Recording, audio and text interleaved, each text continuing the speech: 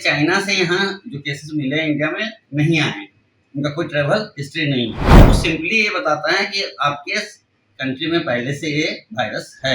इसको कोविड-19 के साथ घसीटने से भी कोई फायदा नहीं है। फालतू का आप उसको मतलब ब्रेकिंग जो बनाने की कोशिश होती है हमेशा डराने की, उस तरह की चीजें। मेडिकल साइंस की जो बातें हैं उसको फैक्चुअल रहने दें, उसको मसालेदार ना बनाएं। लक्षण आपका सामान्य जो कॉमन कोल्ड होता है, जैसे अभी आपको किसी को सर्दी हुआ है, किसी की नाक जाम है, किसी के नाक से बह रहे हैं, किसी को गले में दर्द हो रहा है, किसी को बार बार छींक हो रहा है, इस तरह के जो सिम्टम्स होते हैं इनको हम लोग कॉमन कोल्ड बोलते हैं। ये क्या होता है, सेल्फ लिमिटिंग होता है। तो इसका भी जितने पेशेंट्स हैं सब करीब करीब सेल्फ लिमिटिंग है, कोई ड्रग्स की जरूरत नहीं है, सिम्टोमेटिक ट्रीटमेंट करते हैं मैक्सिमम। कोविड के मार से त्रस्त दुनिया फिर एक नई महामारी के चपेट में आने के कगार पर है, जिसको लेकर ना लोगों के पास जानकारी है और ना ही इससे बचाव के कारणों का भी लोगों को पता है कि कैसे आप बचाव करेंगे। इसी विषय को लेकर हम बात करने आ गए हैं बिहार के चर्चित वायरोलॉजिस्ट डॉक्टर प्रभात रंजन जी के पास, जिन्होंने कोविड में बिहार की काफी बढ़िया सेवा की है और अंतरराष्ट्रीय शोध पत्रों से भी जुड़े हुए हैं। सर, सबसे पहले आपका स्वागत है। Thank you very much. क्या लगता है बीमारी क्या है और क्यों इतना इसको लेकर लोगों में नहीं, लोगों में जो डर है, ये मैं पहले भी इंटरव्यू दिया हूँ, उसमें भी कि सारा मीडिया, नॉट सिर्फ भारत का नहीं, अब विदेश का भी कोई देखेंगे मीडिया, प्रिंट मीडिया या चैनल, तो वो क्या कर रहे हैं कि इस एचएमपीवी वायरस का जो भी न्यूज आ रही है चाइना से, उसको कोविड के साथ जोड़ के प्रेजेंट कर रहे हैं जी। तो दोनों जबकि अलग अलग चीजें हैं जी, इसका कोविड से कोई लेना देना नहीं है। कोविड की जो फैमिली है कोरोना वायरस की फैमिली है कोविड-19, और ये जो है सो आपका रेस्पिरेटरी फैमिली का है, जो कि कॉमन कोल्ड्स बोलते हैं हम लोग, वैसा होता है। दूसरा बात, ये चाइना से यहाँ जो केसेस मिले हैं इंडिया में नहीं आए हैं, उनका कोई ट्रैवल हिस्ट्री नहीं है। तो सिंपली ये बताता है कि आपके कंट्री में पहले से ये वायरस है। और 2001 में जब ये इंडिया में पहली बार खोजा गया था, तो उस समय से भारत सरकार का आईसीएमआर के थ्रू और डिफरेंट वायरोलॉजी संस्थान जो भारत सरकार की, उसके द्वारा सीरो सर्वेलेंस प्लस डायरेक्ट जब इस तरह के सिम्टम्स वाले पेशेंट आते हैं तो वो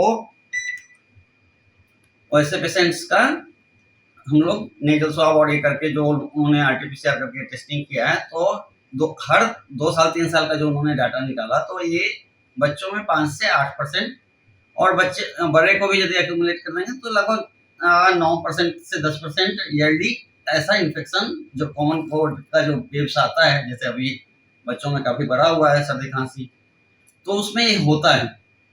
मतलब ये आपके शहर में, आपके घर में, आपके कंट्री में पहले से, तो ये कंसेप्ट देना क्या कि फिर चाइना ने कुछ कर दिया है, ये पॉलिटिकलाइजेशन करने से कोई फायदा नहीं है, पहली बात। दूसरा, इसको कोविड-19 के साथ घसीटने से भी कोई फायदा नहीं है। फालतू का आप उसको मतलब ब्रेकिंग जो बनाने की कोशिश होती है हमेशा डराने की, उस तरह की चीजें होती है। तो मैं बार बार कोविड के टाइम में भी बोलता था और अभी भी कि मेडिकल साइंस की जो बातें हैं उसको फैक्चुअल रहने दें, उसको मसालेदार ना बनाएं। ये बॉलीवुड का खबर नहीं है, सो जिसको जैसा मसाला लगा दिया, ठीक है। सो ये चीजें करने से क्या होता है कि अननेसेसरी की लोगों में क्यूरियोसिटी के साथ साथ भय भी आता है, तो उससे फिर वो घबराएंगे, जिनके छोटे छोटे बच्चे हैं वो डरेंगे। इस तरह की चीजें नहीं करनी चाहिए।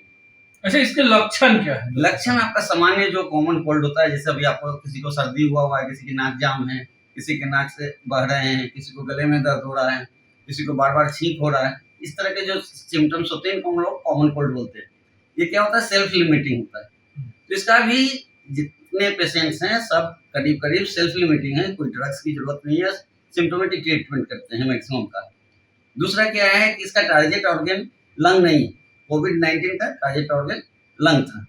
सो दोनों के टारगेट ऑर्गन में भी डिफरेंस है। इसमें रेयरली निमोनिया किसी किसी पेशेंट को होता है, जिनकी इम्यूनिटी किसी कारण से सप्रेस्ड है, ट्रांसप्लांट के पेशेंट है या उस तरह के कैंसर के पेशेंट हैं, वो वैसे लोग यदि शुरू में इलाज ढंग से नहीं कराते हैं तब जाके उनको परेशानी बढ़ती है। नहीं तो ऐसे इन्फेक्शन में वो सेल्फ लिमिटिंग है, अपने आप ठीक हो जाता है। बिहार सरकार ने गाइडलाइन जारी कर दिया, आपको क्या लगता है ये डर है, भय है या बिहार सरकार ने जो गाइडलाइंस दिया है वो एक्चुअली इंडियन गवर्नमेंट का ही गाइडलाइंस है, आईसीएमआर का और इंडियन गवर्नमेंट का, उसी को यहाँ फिर से किया गया है।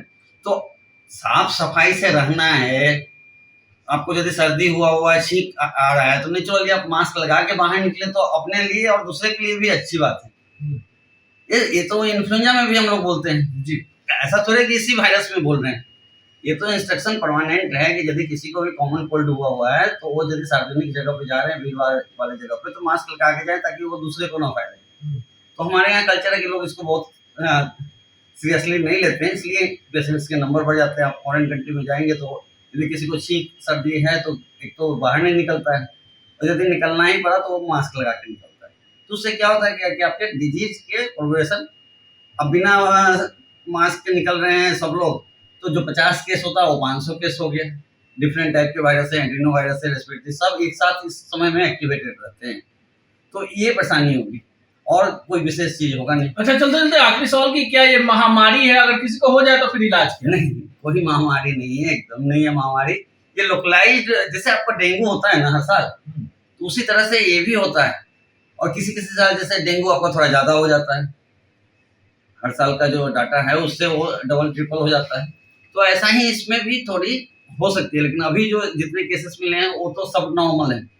जितना परसेंटेज डिजीज होता है उससे भी कम है, इसलिए ना ही महामारी है, ना ही एपिडेमिक है, ना ही इंडेमिक है।